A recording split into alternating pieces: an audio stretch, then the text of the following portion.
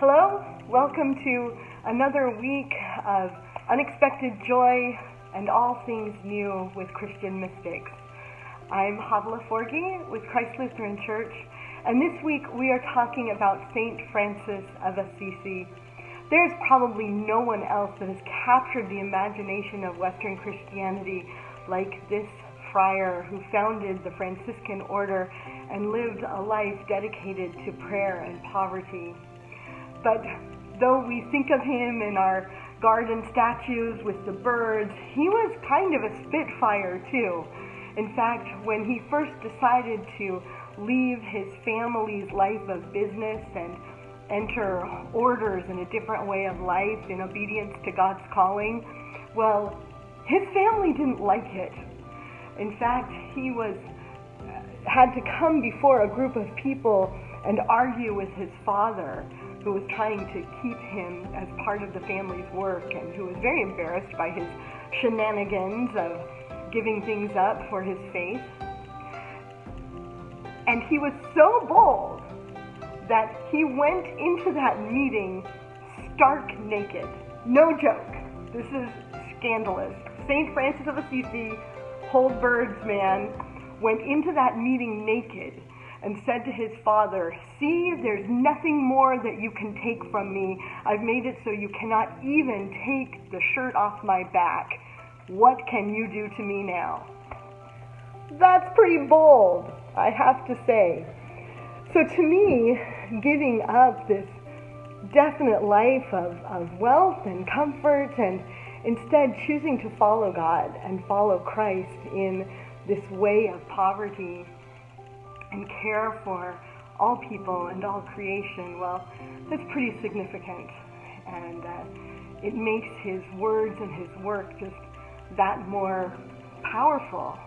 And it's almost impossible to describe his great affection for all of God's creation and the depth of joy that exuded from him when he contemplated the wisdom and the power and joy and goodness of the Creator and all of creation. It's with this joy that he writes about the sun and the moon and the woods and all the creatures. It's told that he even saw the Creator in little worms that he would take and lift up and move out of the path after a rain so they wouldn't be trampled, and he would pray for them. He would preach to birds and tell them of the greatness of their Creator and the joy that he had found in their song. He even provided bees with honey in the winter times in case they would freeze and go hungry. It's beautiful. And he was filled with the Spirit of God, and he never stopped praising and glorifying and blessing creation and the Creator of all things. This extraordinary sensitivity of heart is something that I think we miss in modern life. It's so easy to forget that all creatures are our siblings in the creation of God. And we can look to Saint Francis to find a way of empathy that, again, we see missing so often right now. So I pray that through the work of Brother Francis that we can find some empathy not only for creation and for all creatures, but for each other. I'm going to read you one of his prayers, and it's an interesting fact that the prayer that we know of as the prayer of St. Francis is a beautiful, beautiful thing, but not actually one of St. Francis' works, but instead based on some of his life and works. So I'm not reading that one. It's beautiful, look it up. But I'm reading another that is titled My God and My All. And he ends each section with that phrase, my God and my all. And remember that this is a person willing to give up everything for God, even the clothes off his back. But this is his all. This is his prayer. He writes, I beg you, Lord, let the fiery, gentle power of your love take possession of my soul, that I may die for love of your love, as you saw fit to die for love of mine. My God and my all.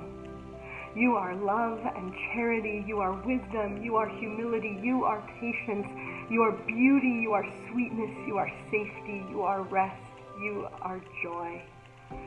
You are our hope and our delight. You are justice. You are moderation.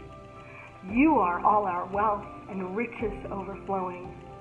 You are beauty. You are gentleness. You are our shelter, our guard, and our defender. You are strength. You are refreshment. You are our hope. You are our faith. You are our love. You are our complete consolation. You are our life, everlasting, great, and wonderful Lord, my God and my all. My prayer for you this week is that you will find in God your all, your consolation, your rest, your peace, your joy, your everything. And that in this world that so compels us to turn into ourselves and to not care for others, not care for creation, but think of me first.